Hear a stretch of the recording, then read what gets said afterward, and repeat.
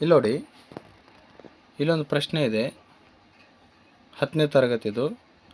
2x² plus 3x minus 7 = 0 ವರ್ಗ ಸಮೀಕರಣದ ಶೋಧಕದ ಬೆಲೆ ಕಂಡುಹಿಡಿದು ಮೂಲಗಳ ಸ್ವಭಾವ ಬರೆಯಿರಿ.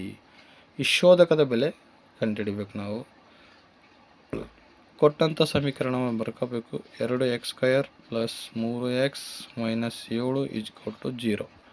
ಈ ವರ್ಗ ಸಮೀಕರಣದ ಆದರ್ಶ ರೂಪ ax² plus bx plus c = 0 ಅಂತೇಳಿ. ax² plus bx plus c = 0. a ಅಂದರೆ a ಬೆಲೆ 2, b ಬೆಲೆ 3, c ಬೆಲೆ -7.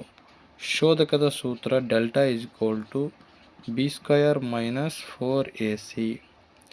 ಈಗ ಬೆಲೆಗಳನ್ನು ತುಂಬಿದಾಗ b ಅಂದರೆ 3² ಮೈನಸ್ 4, a ಅಂದರೆ 2, c ಅಂದರೆ -7.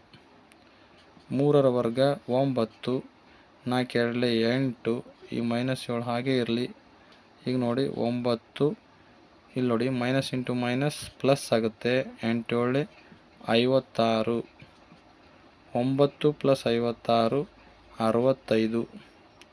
65 ಇದು 0ಗಿಂತ ದೊಡ್ಡದು. ಹಾಗಾಗಿ ಮೂಲಗಳು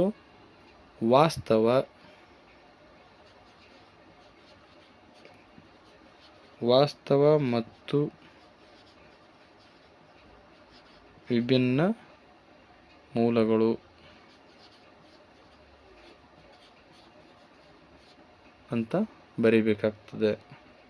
ಇಷ್ಟು ಬರೆದ್ರೆ ನಿಮ್ಗೆ 2 ಅಂಕಗಳು ಸಿಗುವ ಸಾಧ್ಯತೆಗಳಿರುತ್ತದೆ.